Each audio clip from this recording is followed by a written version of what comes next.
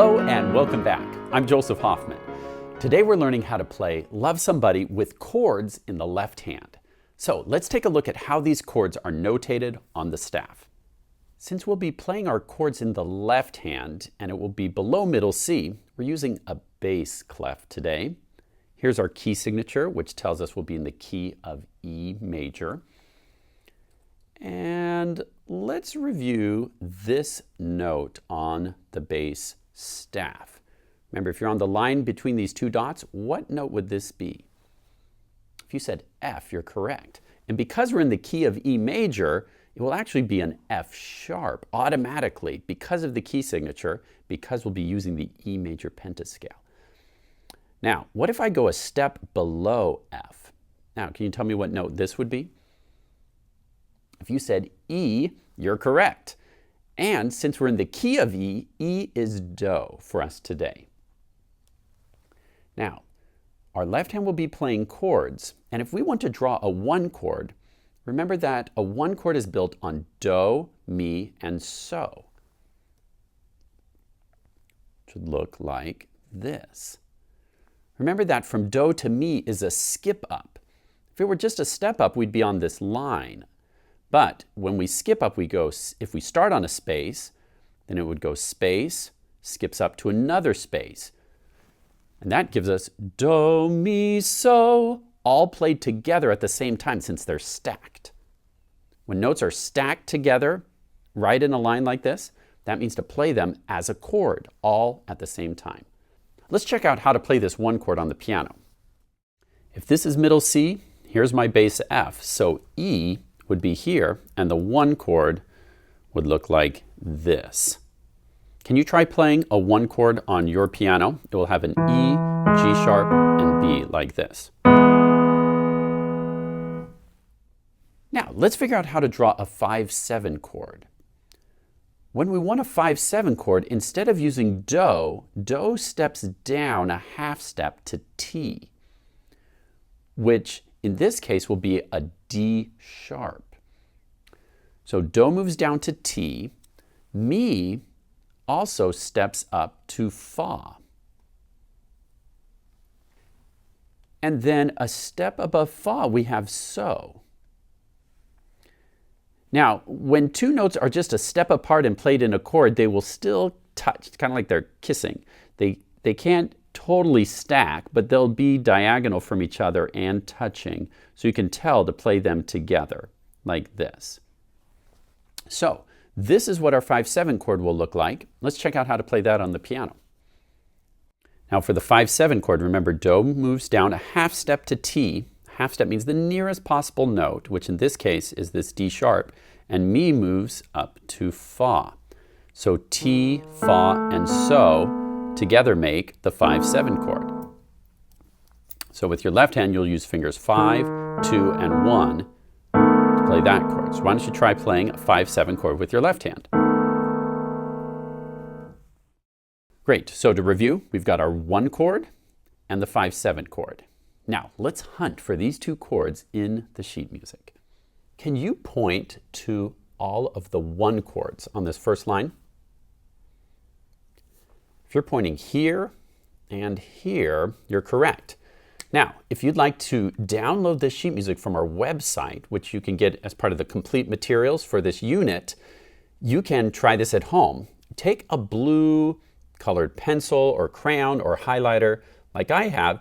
We're going to circle all the one chords blue. And that will help us remember where those one chords are. Now, let's come down here to line 2. Can you point out all the one chords here?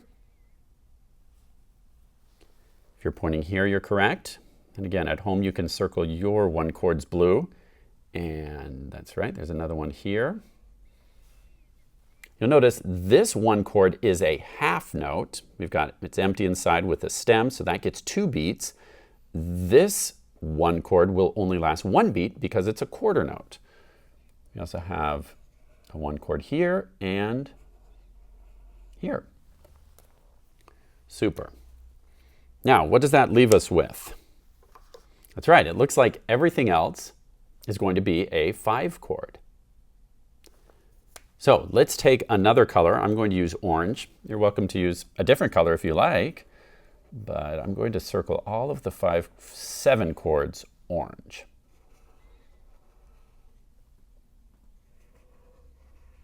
Very good. Now later on we'll learn why it's called a 5/7 chord. It's a pretty complex music theory concept, and we'll get to naming the chords later. But for now, 1 chord, 5/7 chord. Super. Now that we've found the chord, let's try playing them on the piano. So if this is middle C, our left hand will come to the left of that into the bass clef area. And let's find the E major pentascale. Can we start off just playing each note of the E major pentascale and name them, starting with E? Ready, go. E, F sharp, G sharp, A, B. Great. Now, can you play the 1 chord? Good. And now let's try the 5/7 chord. So finger 5 moves to D sharp. Might feel most comfortable if finger 2 is coming up in between the black keys, and then back to the 1 chord. Good. Now, looking at the music, you can see that we play a 1 chord for 2 beats. So let's try that and count 1, 2, then a 5/7 chord for 2 beats. Let's count 2 beats again. 1, 2, then we come back to a 1 chord for 2 beats. 1, 2, then a 5/7 chord for 2 beats. 1, 2, try this with me. Now we go to line 2 and a 1 chord for 2 beats. 1, 2, then a 5/7 chord for 2 beats. 1, 2. Now things go a little bit faster here. Now we just have 1 beat per chord. We have a 1 chord, 5/7 chord, 1 chord, 1 chord. Let's try that a couple of times. Here at the end, we've got a 1 chord, 5/7, 1, 1. Good. Now what I'd like you to do is press pause and practice going through all of the chords and count the beat out loud while you play, like this. 1, 2, 1, 2, 1, 2, 1, 2, 1, 2, 1, 2, 1, 1, 1, 1. I just said 1 on those last ones because they each just get 1 beat. Now press pause and practice that on your own, then press play when you're ready to try it with me.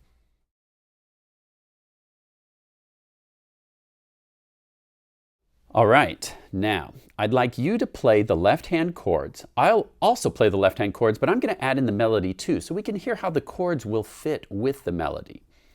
But if you listen too much to the melody, it may distract you. So I would suggest you really focus on the counting. Just think 1, 2, 1, 2, while I play the melody and chords. Let's try this together from the beginning. Ready, go.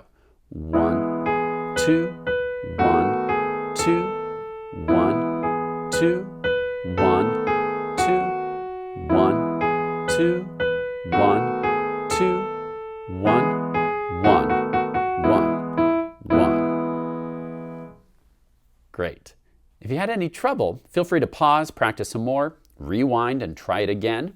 Practice it as many times as you need to feel comfortable and confident.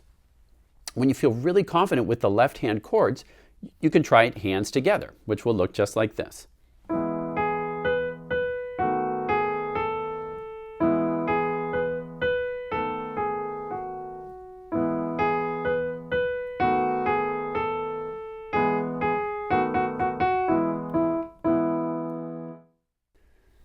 Nice work learning the left hand of Love Somebody. And congratulations on now knowing how to read sheet music for both hands on the grand staff. Once you feel confident with the chords, then go ahead and start practicing it hands together. Thanks for watching and happy practicing.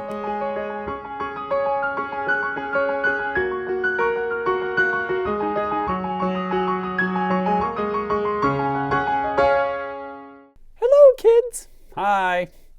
After our little incident last time when Scuba glued paper to his eye, mask, we thought it would be good to review some common figures of speech called idioms and their true meaning. All right, here we go. Idiom number 1. Somebody let the cat out of the bag. That means that someone revealed a secret. Meow, meow. Oh, let me help you get out of there. Oh, I'm okay. My secret is that I really like being in bags. Idiom number 2. It cost an arm and a leg. That means that it was really expensive. Oh, I can demonstrate this one. My diving mask was really expensive. It cost me an arm and a leg. Scuba, you don't have any arms or legs. And now you know why. Okay, so that brings us to idiom number 3. Crying crocodile tears. That means to pretend to be upset. No